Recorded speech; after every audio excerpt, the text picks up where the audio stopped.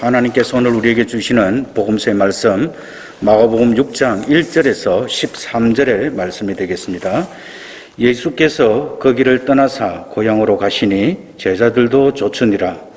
안식일이 되어 회당에서 가르치시니 많은 사람들이 듣고 놀라 가로되 이 사람이 어디서 이런 것을 얻었느뇨? 이 사람의 받은 지혜와 그 손으로 이루어지는 이런 권능이 어찌 됨이뇨?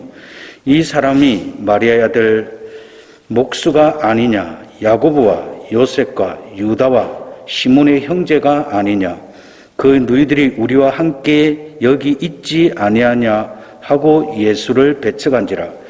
예수께서 저희에게 이르시되 선지자가 자기 고향과 자기 친척과 자기 집 외에는 존경을 받지 않음이 없느니라 하시며 거기서는 아무 권능도 행하실 수 없어 다만 소수의 병인에게 안수하여 고치실 뿐이었고 저희의 믿지 않음을 이상히 여기셨더라. 이 모든 촌에 두루 다니시며 가르치시더라. 12 제자를 부르사 둘씩 보내시며 더러운 귀신을 제어하는 권세를 주시고 명하시되 여행을 위하여 지팡이 외에는 양식이나 주머니나 전대에 돈이나 아무것도 가지지 말며 신만 신고 두벌 옷도 입지 말라 하시고 또 가라사대 어디서든지 네 집에 들어가거든 그곳을 떠나기까지 거기 유하라. 어느 곳에든지 너희를 영접지 아니하고 너희 말을 듣지 아니하거든 거기서 나갈 때에 발 아래 먼지를 떨어버려 저희에게 증거를 삼으라 하시니 제자들이 나가서 회개하라 전파하고 많은 귀신을 쫓아내며 많은 병인에게 기름을 발라 고치더라. 이것은 거룩한 주님의 말씀입니다. 오늘 읽은 마가복음 6장은 예수님께서 고향에 가셔서 복음을 전하셨는데 거기에서 배척을 당하시고 다시 예수님께서 12 제자들을 부르시고 그들을 복음 전파를 위해서 보내시는 것을 내용으로 나와 있습니다. 6장 1절에 보면 먼저 예수님께서 거기를 떠나사 이렇게 나와 있는데 이 거기라는 말은 성경을 읽을 때 한 사건에서 다른 사건으로 이야기가 옮겨갈 때 사용하는 말씀입니다. 예수님께서 거기를 떠나 고향으로 들어가신 행보로 시작되고 있음을 알려주고 있습니다. 여기에서 거기란 5장의 회당장 야이로의 딸을 살리신 사역의 장소인 가브나움을 말하고 있습니다. 가브나움은 갈릴리 바다 북서쪽에 위치한 성읍입니다. 예수님께서는 배를 타고 갈릴리 바다를 오가며 사역을 하셨는데 가브나움에 오시기 전 데가볼리 지역에서 귀신을 쫓아내신 사역을 하셨습니다. 예수님께서 고향으로 돌아오셨을 때는 2차 갈릴리 사역이 끝난 후였습니다. 예수님의 갈릴리 사역은 공생의 기간 총 3차례 걸쳐 이루어졌습니다. 그 중에 오늘 본문에 고향으로 돌아오셨을 때가 2차 갈릴리 사역의 마침이었는데 예수님께서는 제자들과 함께 제대로 휴식을 갖지 못하고 3차 갈릴리 사역을 시작하는 내용으로 나와 있습니다. 예수님의 고향은 나사렛입니다. 고향이란 조상으로부터 가족들이 살아온 것을 말합니다. 자기의 원출생지를 말합니다. 그러나 예수님의 출생지는 베들레헴이었지만 예수님은 나사렛에서 30여 년간 자랐으며 또 가족이 그곳에서 있다는 점에서 고향이라 할 수 있습니다. 누가복음 4장 16절에 보면 예수가 자라난 곳은 나사렛이라고 말하고 있습니다. 예수님을 따라 제자들도 함께 하였습니다. 예수님이 제자들과 함께 고향 방문이 단순히 휴가나 가족을 만나기 위한 것이 아니라 예수님은 여전히 전도하시고 말씀을 가르치시기 위해 제자들과 함께 고향을 방문하고 계신 것입니다. 제자들은 예수님을 따르면서 제자로서 필요한 훈련을 받고 있음을 말하고 있습니다. 예수님은 공생의 기간 동안 가장 집중을 많이 하신 것이 바로 제자 훈련이었습니다. 이를 위해 예수님은 제자들을 부르셨고 계속적으로 훈련을 시켜셨습니다. 오늘 6장 2절에 보면 예수님께서 안식일에 회당에서 설교할 기회를 갖게 되었습니다. 당시에는 회당을 방문한 선생에게 회당장이 성경을 강의할 수 있는, 가르칠 수 있는 그런 기회를 주었습니다. 예수님은 이 회당을 통하여서 전도와 치유사역 그리고 복음 전파를 매우 성공적으로 잘하였음을 우리는 압니다. 그런데 오늘은 회당 설교 이후에 예수님께서 큰 어려움을 만나게 됩니다. 예수님의 가르침에 그들은 매우 큰 충격을 받았습니다. 그래서 그들은 이 사람의 받은 지혜와 그 선으로 이루어지는 이런 권능이 어쩌미뇨 하며 믿기지 않을 만큼 놀라워하였습니다. 고향 사람들은 예수님의 30여 년 성장 과정을 줄곧 지켜보아왔고 알고 있었습니다. 예수님의 탁월한 성경의 가르침과 그의 치유의 권능이 무엇인가 라고 그들은 오히려 의문하였고 믿지 않고 이것이 과연 하나님께로부터 왔는가 하는 그 의심에 휩싸이게 되었다라는 것입니다. 예수의 이름을 믿고 구원을 얻는 사람들은 그 말씀을 들을 때 그 능력 앞에 무릎을 꿇게 되지만 예수를 믿지 않는 사람들은 논란과 의심으로 반응하게 된다라는 것을 보여주고 있습니다. 대부분 고향 사람들은 이 사람이 마리아의 아들 목수가 아니냐, 사람들은 자신이 알고 있고 보아왔고 지켜봤던 그 예수를 지금 말하고 있습니다. 이 말에는 경멸의 말이 들어 있습니다.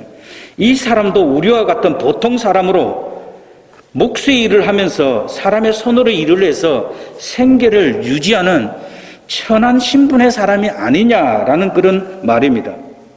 마가복음에는 예수님의 출생이나 성장에 대한 언급이 없고 족보에 대한 언급도 없습니다.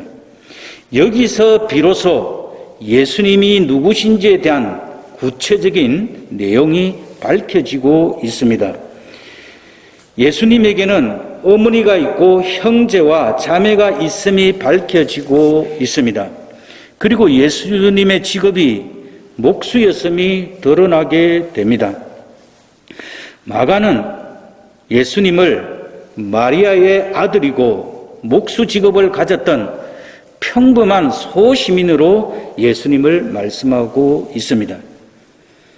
굳이 마가가 여기에서 마리아의 아들임을 밝힌 것은 예수님께서 탄생하신 것이 바로 처녀의 몸에서 탄생하신 것을 간접적으로 알리려고 하는 마가의 의도를 우리는 읽을 수 있어야 합니다. 유대인의 전통적 관습에 의하면 비록 아버지가 생존하지 않은 때라고 할지라도 그 자녀를 그의 어머니의 아들로 묘사하지는 않습니다. 따라서 마리아의 아들이라고 부르는 것은 당시에 아버지의 아들이 아닌 어머니의 아들로 호칭함으로써 사생아를 지칭하는 경멸적인 표현이라는 점을 들어 예수를 아주 낮추어 부르는 그런 표현으로도 볼 수 있는 것입니다. 당시 나사렛 사람들이 마리아가 처녀의 몸으로 잉태하여 예수님을 낳았다는 사실을 알고 있었던 것으로 본다면 예수님의 어린 시절, 청소년 또는 장년 시기도 율법의 눈으로 세상을 바라보는 유대인들 관점에서 본다면 대단히 편견의 눈으로 예수님을 보았을 것입니다. 사람들은 이와 같이 존경받을 만한 자격이 없는 예수를 생각할 때 비록 예수님의 설교와 능력이 놀랄만한 것이었다 하더라도 예수님을 용납하기가 어려웠을 것으로 보입니다. 이사야 53장에 보면 예수님의 탄생과 성장 그리고 사역을 예언하고 있는데 우리가 전한 것을 누가 믿었느냐? 여호와의 팔이 누구에게 나타났느냐?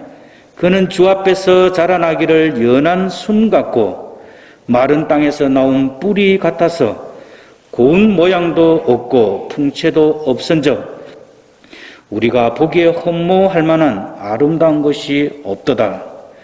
그는 멸시를 받아서 사람에게 버림바 되었으며 강고를 많이 겪었으며 질고를 아는 자라. 마치 사람들이 그에게서 얼굴을 가리는 것 같이 멸시를 당하였고 우리도 그를 귀히 여기지 아니하였다라고 예수님이 오시기 전 700여 년 전에 예언을 하였습니다. 그 예수님, 이 땅에 오신 그 예수님을 나사렛 사람들은 무시하였고 멸시하였고 그의 성장 과정 중에서도 조롱과 비웃음이 계속 예수님 주변에 있었다라는 것입니다. 그 고향 사람들의 말투를 보면 고의적으로 의도적으로 인간의 천박한 시기심에 따라 예수님의 존재 가치를 떨어뜨리려고 몸부림쳤던 것을 알 수 있습니다. 타락한 인간의 내면에는 천박한 시기심이 다 들어 있습니다. 그 시기심이 이 땅에 우리를 구원하러 오신 그 하나님의 아들에게 오늘 맹렬하게 그 시기심이 예수님을 향해서 공격하고 있는 것을 볼 수 있습니다. 여러분, 누군가를 시기하고 질투하고 있다는 것 자체가 바로 내가 못나고 부족하다는 것을 인정하는 것입니다. 평소 타인에게 관대한 사람도 명예욕이 없는 사람도 평소 사이좋게 지내던 친지나 경쟁자에게 좋은 일이 생기면 겉으로는 축하하면서도 속으로는 설며시 시기심과 질투심이 일어나는 것이 인간입니다. 그래서 요즘에는 열등감 폭발이라는 말을 줄인 열폭이 인터넷에서 유행되고 있습니다. 타인의 성공이 반갑지 않은 천박한 자본주의, 자율경제 체제가 열폭자를 오늘날 양산하고 있습니다. 남들보다 조금이라도 앞서기를 강요받는 경쟁사회에서 타인의 성공은 자신의 뒤처짐과 상대적 박탈감으로 이어져 열등감이 폭발하는 것입니다. 다른 사람은 갖고 있는데 나는 갖지 못한 것에 대한 마음의 독, 시기, 그 안에 내재된 강력한 원한, 냉혹하고도 엄밀한 저기가 다른 사람의 잘됨과 다른 사람의 행복을 파괴하고자 하여서 우리 마음속에 일어나는 것이 바로 시기심이라는 겁니다. 이 시기심에 사로잡히면 이성적인 판단이 흐려지고 마음의 여유를 찾을 수 없게 됩니다. 마음의 평온이 산산이 부서지게 된다는 것입니다. 시기는 나와 전혀 다르거나 비교할 수 없을 정도로 잘난 사람에게 일어나지 않습니다. 나와 다를 바 없는 사람, 아니 오히려 내가 더 우월하다고 느껴지는 상대방이 성공하고 혜택을 맛볼 때 우리들의 마음은 쉽게 시기심으로 들끓게 되는 것을 볼 수 있습니다. 오늘 고향 사람들이 바로 이런 천박한 시기심을 가지고 예수님을 배척하게 되었습니다. 예수님에게 걸려 넘어졌다는 말입니다. 즉 마치 그들이 덫에 걸리듯 지금까지 보아왔고 알고 있는 예수님으로 인해 넘어졌다는 의미입니다.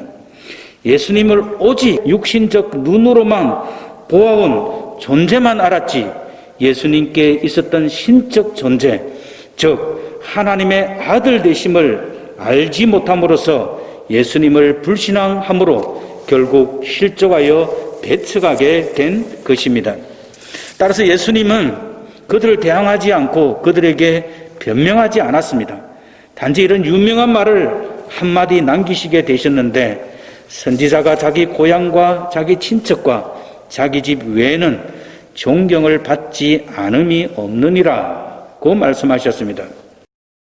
나사렛 사람들이 예수님의 실존을 이해하지 못했던 것은 예수님 자신의 가족과 마찬가지로 그들이 예수님의 평범한 모습, 인간적으로 성장한 그 모습들만 보아왔기 때문에 자신들과 하나도 다를 바 없는 한 인간에 불과하다는 사실을 잘 알았기 때문입니다.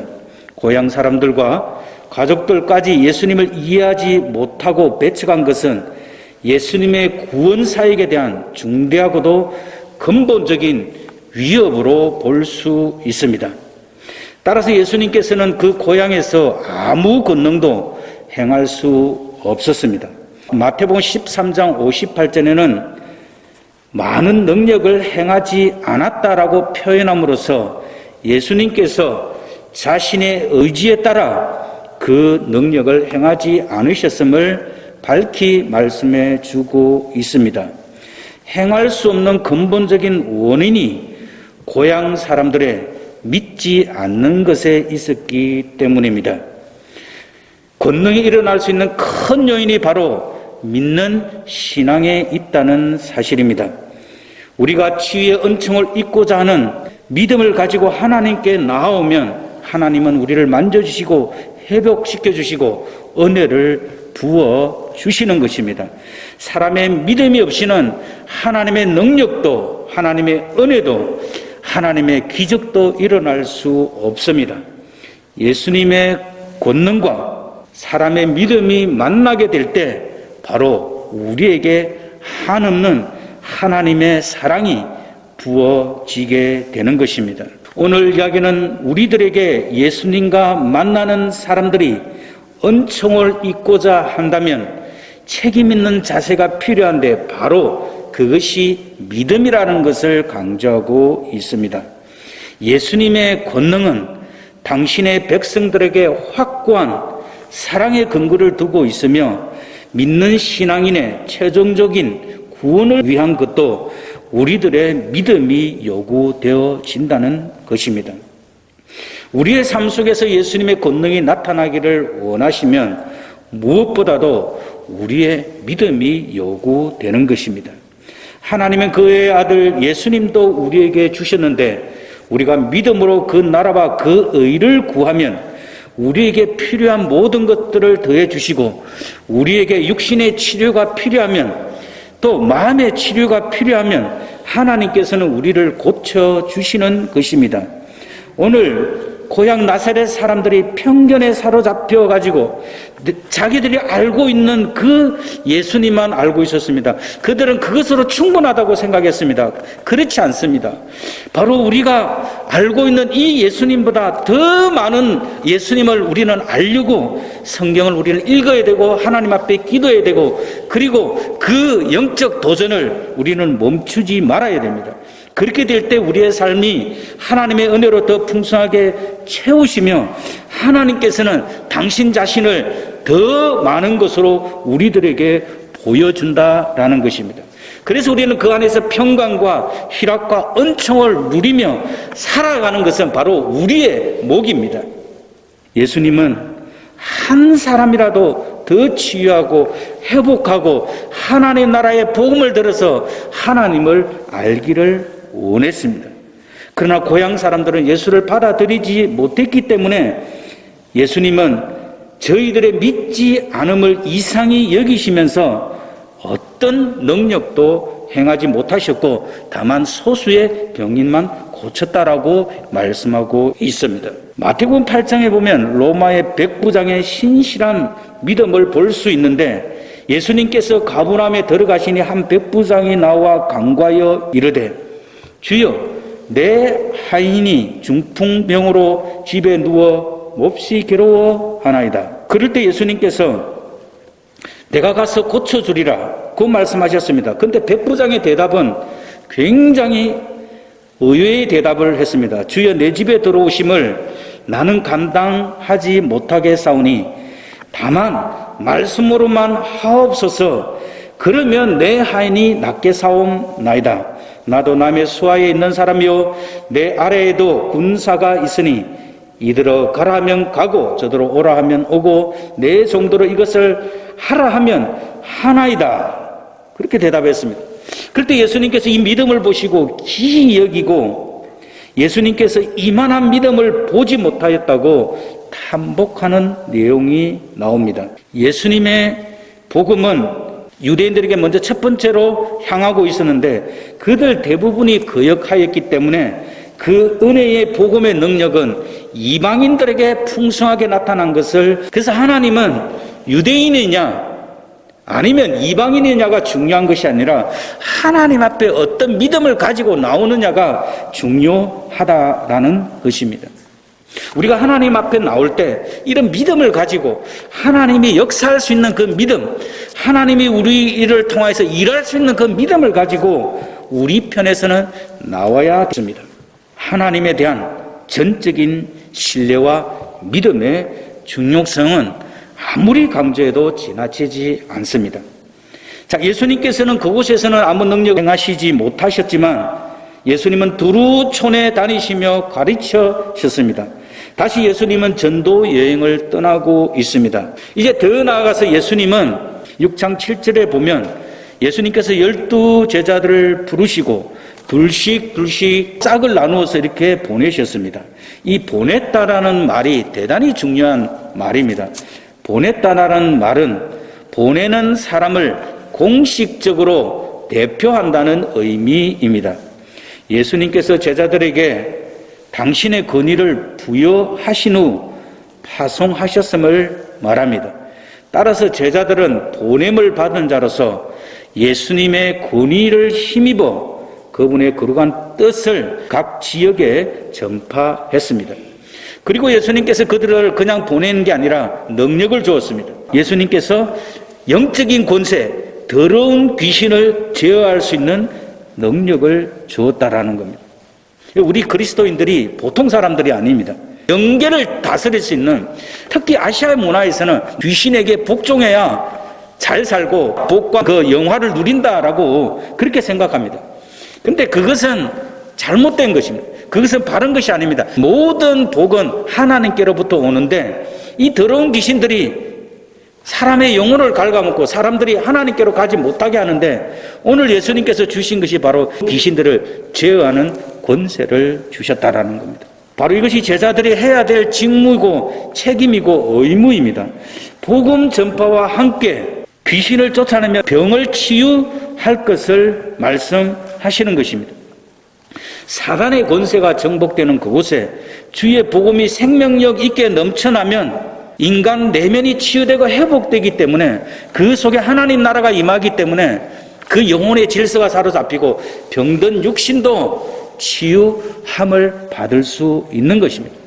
우리 한국의 초기의 복음 전도자들이 하나님의 말씀을 전할 때 이런 치유의 능력들이 강하게 나타났습니다. 술을 먹던 사람이 술을 끊게 되었습니다. 음란하고 방탕하던 사람들이 예수 그리스도의 복음을 듣고 회개하고 돌아오게 되었습니다. 그런 것들이 바로 우리 인간 배후에서의 역사는 사단의 권세를 제어하기 때문에 이 복음이 그런 능력과 은혜가 나타나는 것입니다. 그런데 오늘 예수님께서는 제자들에게 지팡이 외에는 양식이나 주머니나 전대의 돈이나 아무것도 가지지 말고 신만 신고 두벌 옷도 입지 말라고 말씀하고 있습니다. 주머니는 양식이나 필품을 넣고 다니는 작은 여행 가방을 말하고 있고, 전대는 일종의 허리띠로서 동전을 보관하는 것을 말합니다. 그리고 돈은 로마와 헬라에서 통용되던 작은 구리 동전에서 소량의 동전을 말합니다. 신은 샌들을 말하며 매우 간편한 여행용 신발을 말합니다. 두벌옷은 여벌의 옷이라는 뜻으로 여벌의 옷을 가져 다녀야 하는데 이 여행자들이 밤에 기운을 막아두는데 이 한 벌의 다른 옷들이 굉장히 유용하게 사용되었다고 합니다. 근데 예수님께서는 그런 것도 가지지 말라라는 겁니다. 이것은 출애굽기 12장 11절에 보면 이스라엘 백성들이 출애굽하기 전에 어린 양을 먹고 허리에 띠를 띠고 발에 신을 신고 손에 지팡이를 잡고 급히 어린 양을 먹고 이 유월절을 지키면서 나와야 했습니다. 다시 말하면 예수님께서 이들에게 이 출애굽 광야의 그 여행을 생각나게 하시고 복음의 긴박감 그것을 이야기하시면서 모든 출애굽이 전적인 하나님의 은혜로 이루어진 것처럼 복음의 능력도 복음 전파도 전적으로 하나님의 능력에 의존되어 있다는 것을 말씀해 주고 있습니다. 먼저 자신들이 전파하는 복음에 깊은 관심을 두고 자기 신변에 대한 염려는 일체하지 말라는 뜻으로 이해할 수 있고, 제자들은 매일매일 그들에게 호의를 베푸는 준비된 사람들을 통하여서 하나님의 도우심에 대해 신뢰하는 법을 배우도록 하기 위해서라고 볼 수 있습니다. 복음 전파나 병자를 치유를 위해 부름받은 전도자는 자기가 의지할 수 있는 모든 소유를 버림으로써 하나님께 절대적으로 의존할 수 있도록, 즉 자기 능력이나 힘을 의존하지 않고 하나님에 대한 신앙이 절대적인 것을 말씀해 주고 있습니다. 결국 이 명령은 하나님과 사람에 대한 완전한 믿음에서 출발하라는 것입니다. 복음 전파를 하다가 집에 들어가게 되면 처음 집에 그대로 머물러라. 제자들이 전도 활동을 이해하고 용납할 수 있는 사람을 만나야 된다는 것입니다. 이렇게 거처 할 집을 정하면 떠날 때까지 옮기지 말고 한 집에 머물러라는 이유는 제자들의 행동이 주인에게 미치는 영향을 고려했을 것으로 보입니다. 최초 거주지에서 불편한 것 때문에 만족하지 못하고 또 다른 집을 찾아간다 그러면 이거 사람들 간에 굉장히 불화를 조성할 수 있고 또 좋지 않은 소문을 낳을 수도 있기 때문입니다. 제자들은 한 집을 정했으면 많은 불편이 있다고 해도 참고 떠나지 말고 거처를 옮기지 말아야 한다는 것입니다. 이는 자신의 안락함이 먼저가 아니라 하나님 일에 전념하는 사명자의 태도를 사람들에게 분명히 보여야 함을 말씀하고 있습니다. 결국에는 우리 그리스도인들이 전도에 있어서 가장 중요한 것은 바로 이런 선한 이미지입니다. 결국 그 선한 이미지를 통하여서 하나님 아버지께 영광을 돌려야 하는 것이 바로 그리스도인이라는 것입니다. 자, 그렇게 됐을 때 그들이 복음을 전했을 때 영접하지도 않고 듣지도 아니하면 제자들의 전도 활동이 쉽지 않을 것이라는 말입니다. 고향에서 배척을 받아봤던 경험이 있는 예수님께서 제자들을 보내면서 그 안타까운 마음을 가지시고 제자들에게 먼저 말씀해 주고 있습니다. 따라서 예수님께서는 복음 전거자로서 배척당하게 될 상황에서 어떤 자세를 취해야 할 것인지를 분명하게 가르쳐 주고 계십니다. 그들이 받아들이지 않으면 발 아래 먼지를 떨어버려 증거를 삼으라고 하십니다. 이러한 행위는 유대인의 생활 습관 중에 하나입니다. 즉 경건한 유대인들이 이방 땅을 밟거나 여행하고 돌아왔을 때는 발과 옷에 묻은 이방 땅의 먼지를 모두 떨어내버리는 그런 관습이 있었습니다. 그들은 이방인을 부정한 것으로 여겼기 때문입니다.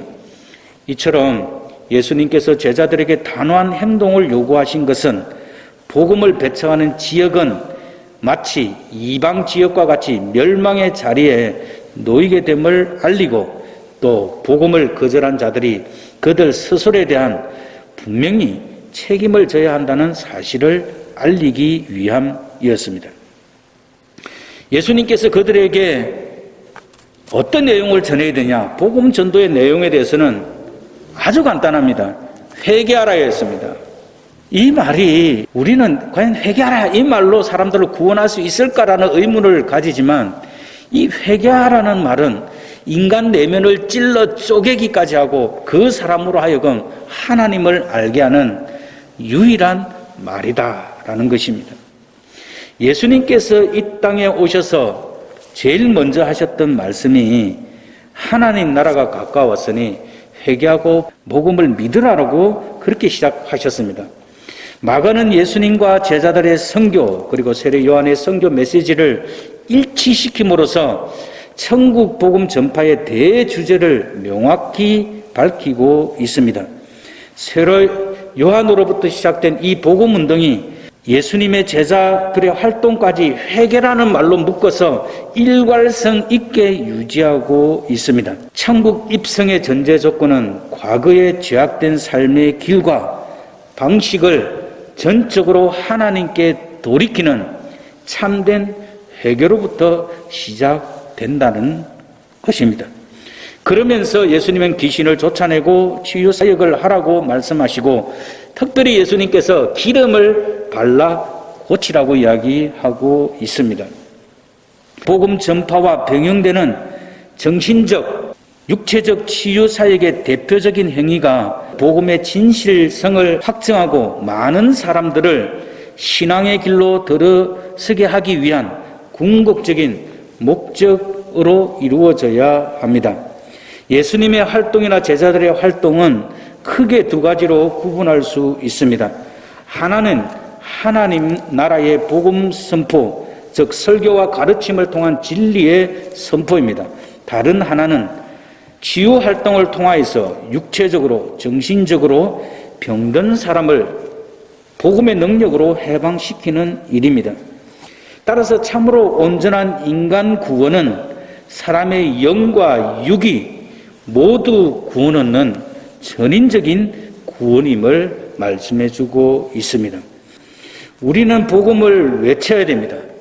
그리고 병든 사람과 약한 사람, 정신적으로 억눌려 있는 사람을 주 예수 그리스도 이름으로 그들을 위해 기도하고 치유시킬 수 있도록 우리는 애를 써야 합니다. 이것이 우리가 복음 전파와 함께 꼭 해야 될 일입니다.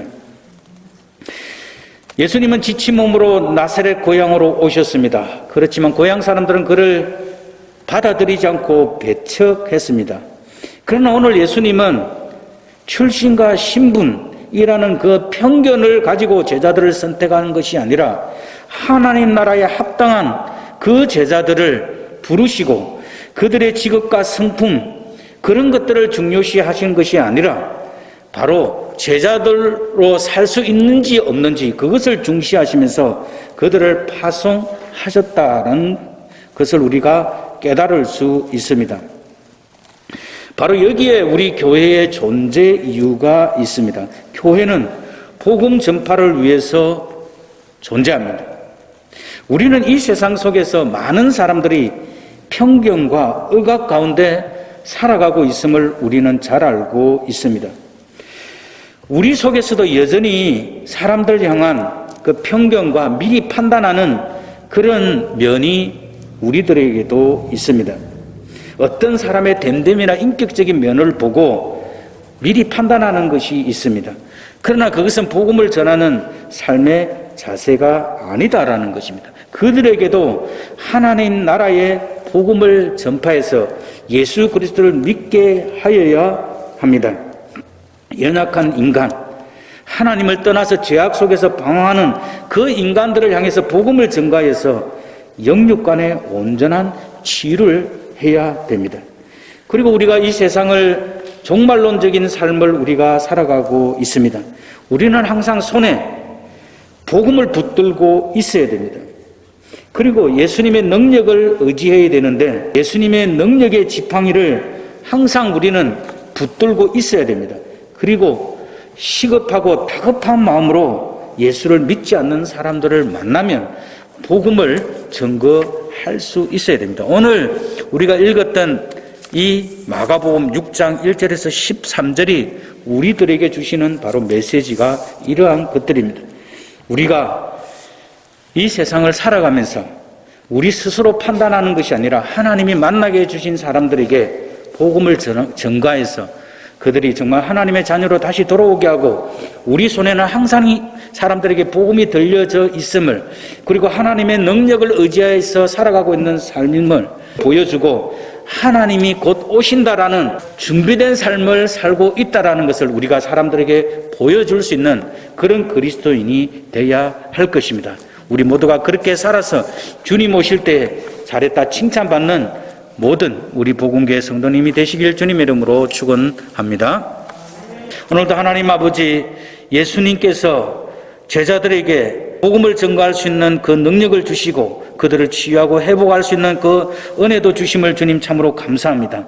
하나님, 저희들도 이 은혜를 받아사오니 예수 믿지 않는 사람들에게 예수 그리스도의 복음을 전가할 수 있도록 주님께서 도와주시옵소서. 오늘 예수님은 이 땅에 오셨을 때 편견과 하나님 시기심으로 가득 찬 사람들을 만나셨습니다. 하나님, 저희들도 이 땅을 살아가면서 복음 때문에 예수님처럼 이런 시련과 고난을 믿음으로 승리할 수 있는 저희들이 될 수 있도록 주님께서 도와주시옵소서. 감사합니다. 예수님의 귀하신 이름으로 기도드립니다. 아멘.